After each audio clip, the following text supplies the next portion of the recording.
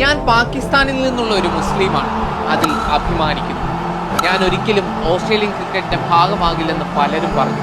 ഇപ്പോൾ എന്നെ അന്താരാഷ്ട്ര ക്രിക്കറ്റിൽ നിന്ന് വിരമിക്കൽ പ്രഖ്യാപിച്ചുകൊണ്ടുള്ള ഓസ്ട്രേലിയൻ ബാറ്റർ ഉസ്മാൻ ഖവാജയുടെ വാർത്താ സമ്മേളനത്തിൽ നിന്നുള്ള വാക്കുകളാണിത്. കേവലം 3 വാചകങ്ങളിലുണ്ടായിരുന്നു അയാൾ കടന്നു വന്ന വഴി എത്രത്തോളം അരക്ഷിതാവസ്ഥ നിറഞ്ഞതായിരുന്നുവെന്ന്. നിറത്തിൻ്റെയും ജനിച്ച മണ്ണിൻ്റെയും പേരിൽ അത് കാരണമാക്കി എന്നും അയാൾ വേട്ടയാടപ്പെട്ടുകൊണ്ടേയിരുന്നു. ഖവാജയെ ക്രിക്കറ്റിലേക്ക് നയിച്ച കാരണം എന്തായിരുന്നെന്നോ? താരിഖ് ഖവാജയുടെയും ഫൗസിയ താരിഖിൻ്റെയും മകനായി ഇസ്ലാമാബാദിൽ ജനിച്ച ഖവാജ 5-ാം വയസ്സിലാണ് ഓസ്ട്രേലിയയിലേക്ക് കുടിയേറുന്നത്. സമ്പന്നരായിരുന്നില്ല താരിഖും ഫൗസിയും. ഒരു നേരത്തെ അന്നത്തിനായി വിയർപ്പൊഴുക്കുന്ന സാധാരണക്കാർ.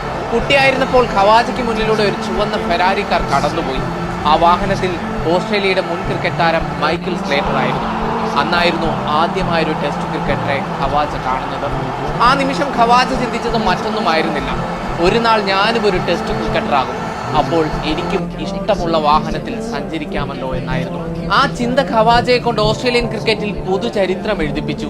പല സമവാക്യങ്ങളെയും തിരുത്തിപ്പിച്ചു. അവരുടെ ക്രിക്കറ്റ് ടീമിന്റെ ഭാഗമാകുന്ന ആദ്യത്തെ മുസ്ലിം.